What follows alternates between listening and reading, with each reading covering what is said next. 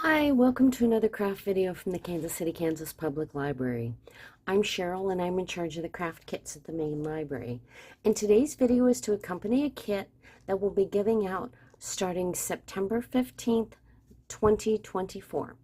But if you're not anywhere near the library or you're watching this later on our YouTube channel, don't worry, I'll tell you everything you'll need to get to make this project. What we're making today is this adorable Shabby Chic Fabric Flower. And we got this project, found this on a cute website called Pillar Box Blue that has that have a full description, and they have the templates that we're going to be using today. And we made this into a craft kit, and I'm going to show you how to put the kit together. So this is made from a styrofoam ball, and I prefer using the smooth kind, not the bumpy kind, because we're going to be gluing the fabric on here, and I don't think the glue sticks very well to the bumpy kind of styrofoam, so I'm using the smooth kind here. And this happens to be about a 2-inch ball.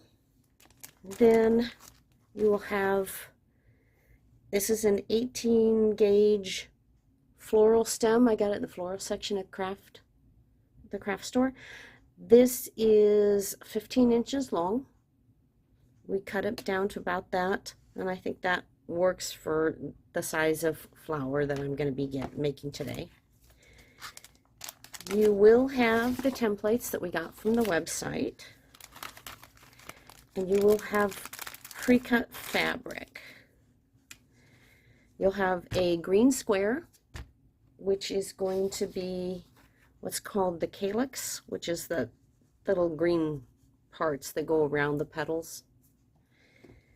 Then you'll have some sort of colored fabric, and you will have a long strip of the green, and we're going to use this to wrap around the stem, the wire. Now that's not absolutely necessary. You can just use the stem as it is, just like this. But if you like it to look more shabby chic, you can wrap the fabric around it in a spiral. You'll also have in the kit about 25 or 30 straight pins, and this you can help hold on the fabric until the glue dries with it. These are optional.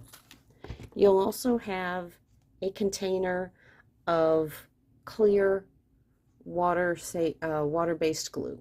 Now the ones in your kit might have a more pointed tip, or it might be one that looks like this that has just an open thing like this. You'll have to be a little bit more careful with these. We didn't have enough with the smaller tips, so a few of them do have the open ones. You can use it the same way, just be a little bit more careful about how much you pour out. Or you can also just pour this onto a paper plate and use a toothpick or a paintbrush or something like that to brush the glue on. All right, so the first thing you're going to do, you're going to need to have a pair of scissors, and you're going to want to have a sharp pair of scissors because you're going to be cutting out fabric, and fabric doesn't cut really well with dull scissors. So we're going to set my ball and things aside for right now, and I'm going to cut out my shapes, and I'll be right back.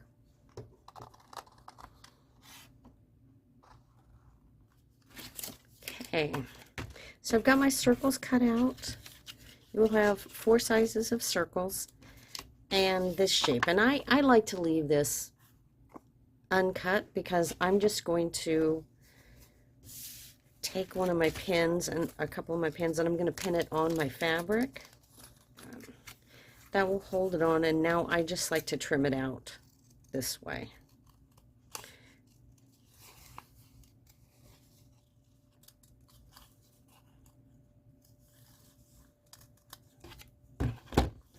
All right, so that's cut out now. It doesn't have to be absolutely perfect, you know. Nature's not perfect, so you don't have to be exact. Just generally speaking. Now, each one of these, for the 3 biggest circles, we're going to cut out 5 of each. For the little one, we're going to cut out 6. And how I like to do this, you might have it in a strip like this, and I just like to kind of, you can cut them one at a time. You can cut it out in a square, pin it down, and then cut them out. Or you can do them all at once. What I like to do is I like to kind of figure out how much it's going to be on one. And I tend to like to fold it.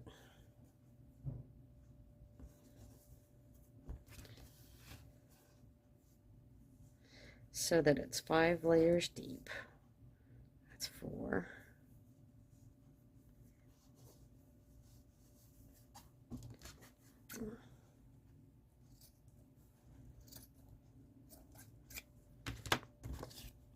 If your scissors aren't very sharp, you might have to cut one at a time. But my scissors actually do well when I cut them all at once.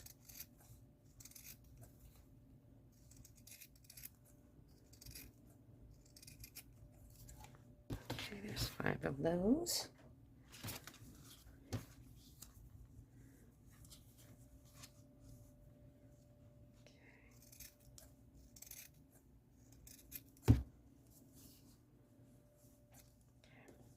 And again, these don't have to be absolutely perfect. Just mostly round is good enough. All right, so I've got all of mine cut out now. Now we're going to start with one of the small ones. We're going to just put a little circle of the glue there. And stick that down. Now this fabric is fairly thin that's in your kit, so the glue might soak through and get on your fingers. So if that's a problem for you, you might want to wear gloves. For me, I just have a paper towel and I wipe my hands off in between. It's water-based glue, so it'll clean up with soap and water. Okay. Now I'm going to set this aside. And this stuff gets tacky really quickly, so it shouldn't take too long. Now for all the rest of them, we are going to make little fringy cuts to form the fringe. And what you're going to do on all of them is you are going to, you can do these one at a time or in layers. You're going to just cut about halfway. Here's that one out direction. I'm going to cut from here, I'm going to cut little fringes like that, about 1/4 of an inch across.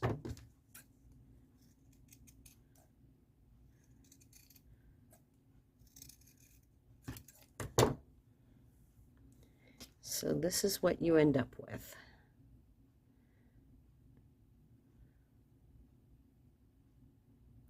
And I'm going to do that for all of my sets of fabric.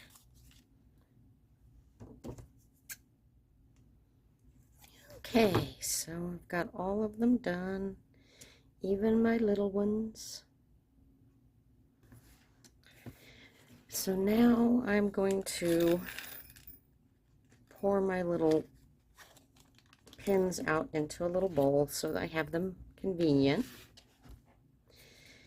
And what we're going to do is we're going to start with the smallest ones.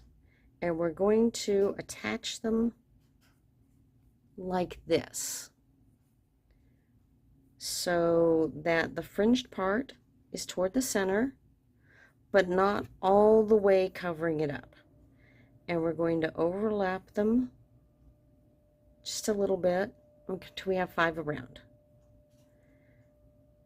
So what you can do is you can either put the glue on here,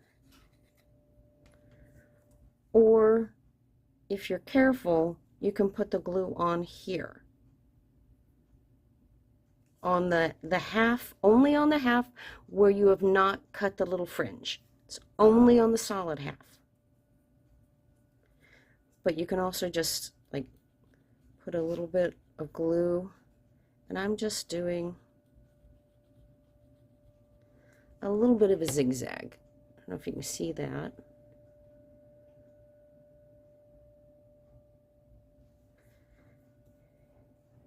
And I'm going to glue this down like that. And they're going to be overlapping just a touch, so I can put a little dab of glue where they overlap also if I want.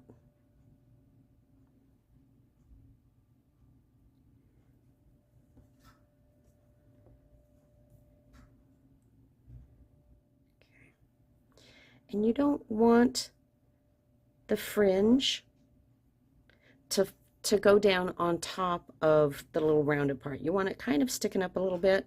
So what you can do is you can kind of manipulate it with your fingers so that it's sticking up, and that's great. Now if you want, you can put pins in here and take it and set it down somewhere for the glue to dry. Because if you let the glue dry in between each round, it's a little less messy. Okay. So what I would do is I'd put pins in each one of those where they overlap. I'd set it someplace aside in like a bowl like that. And then I let it glue dry for, oh, I don't know, 5 or 10 minutes and come back and do the next round. But I don't have time to do that, and I really don't mind my fingers getting messy. So I'm just going to go ahead and just start on the next round, which is just what I tend to do. Okay, and now we're going to do this round, and you'll want to glue it. You see where the two overlap? That's where you want to put the next one.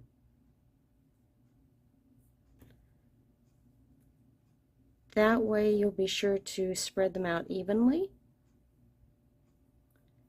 You're going to do that round, and then you're going to go for the next one, and where those overlap, you're going to glue the next one. So your third one should be, the base should be about halfway down your ball. The next round should be about 3/4 down. And then your last one should be almost to the bottom. You don't want to cover up the bottom with fabric, because we're going to stick the stem in there. So you want to leave it just a little bit open. Don't glue fabric down to that bottom part. Okay, so I'm going to go ahead and get started. And so I'm going to put some glue here. There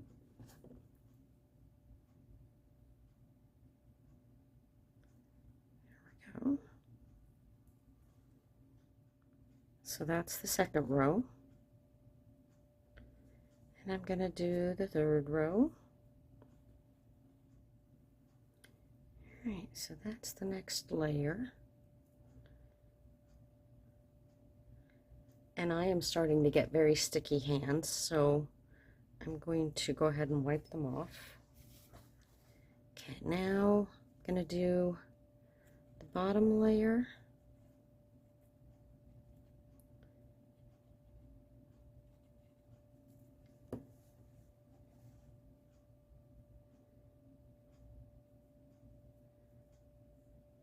Now these bottom ones are big enough that they're going to have to overlap pretty significantly.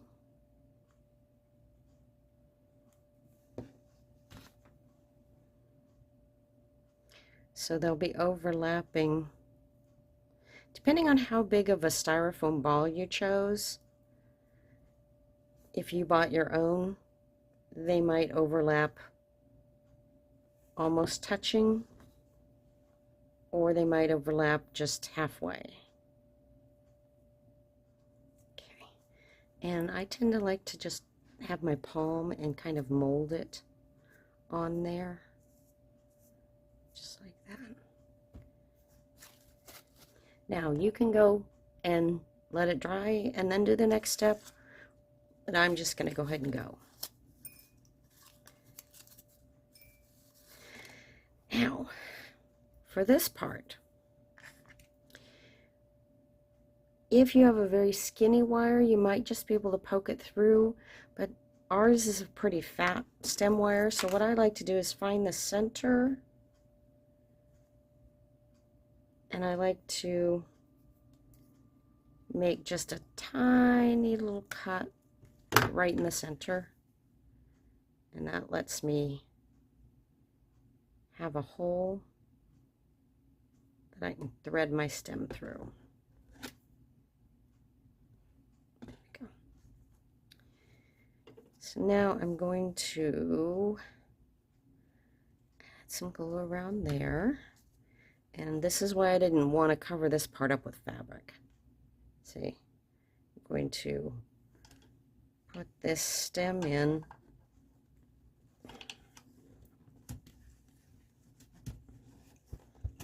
Good amount, but not so much that you come out the top.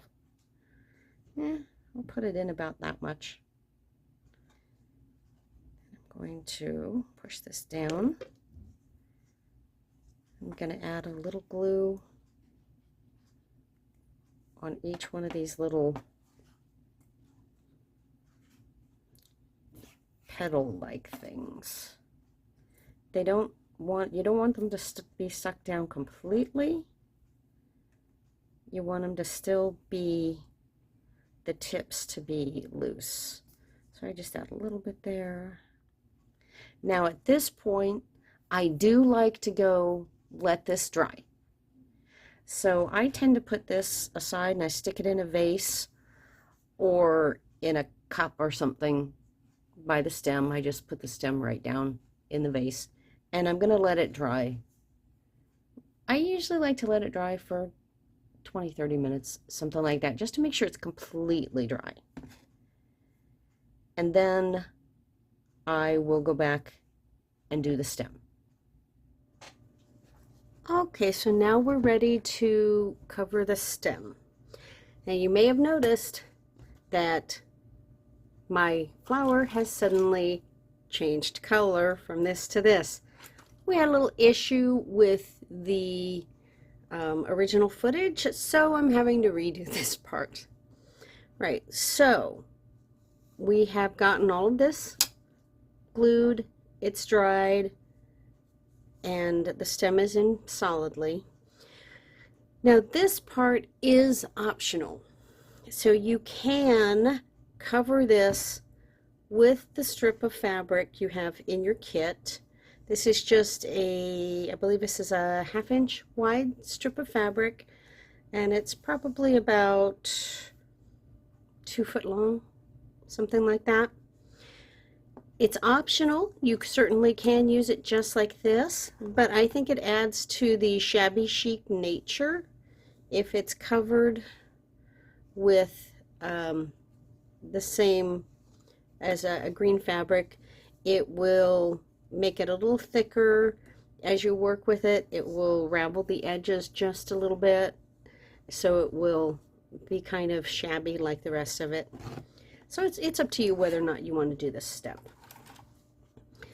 So the first thing we're going to do is we are going to actually glue and attach one end up here. Now this step is actually messy because you will be getting glue on your hands because we're going to put glue on it and then we're going to roll it around. So I would recommend either gloves or realizing that you're going to get messy. So I find that it's useful to use one of my pins and glue this up here to hold that in place while we are wrapping. That way we'll hold it in place and it won't move out of place while we're spiraling. And if that doesn't glue quite down at first, you can always come back and just add a little more glue to that. So what we're going to do is we're going to put glue down the center of the strip for a few inches. You don't need it down too far. And we're going to put this at an angle because as we're going to roll this, we're going to spiral it down the stem. So we can just start spiraling, making sure it overlaps. And if you're worried about it, you can actually do this and get it and really stuck down. Or if you're worried about getting your hands dirty, you can hold it back here and just twirl. Then when it gets down to the part with no glue, just add a few more inches and twirl some more. Make sure you're overlapping so you don't have any empty spots. And we're going to do this all the way down to the end. All right, when you get down near the bottom, you're going to continue rolling it so that the end is completely covered. Then you're going to fold it up and start rolling it back so that the end is encased, so you don't have any wire poking. And I roll it back up for another couple of inches,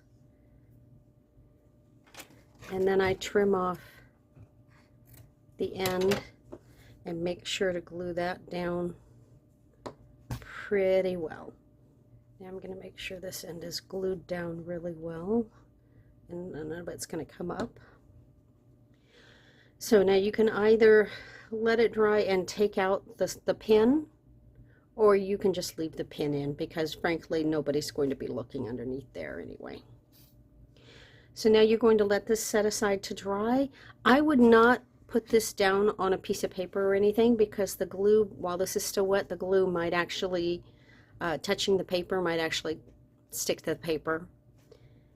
I usually just stick these in a glass vase and set them aside for 15-20 minutes until everything's completely dry. So there you have it, and those are your Shabby Chic chrysanthemum flowers. And then you just put them all in a vase and you have a really cute autumn display. And you can do this with different color fabrics for different times of the year. I think this would be really cute in Halloween to do black and orange ones. For something like autumn or Thanksgiving, you could do something like this with maybe orange autumn colors mixed in with green. Whatever holidays you celebrate, I'm sure you can figure out color schemes to match it. So they take a little time, but they're really not very difficult to do.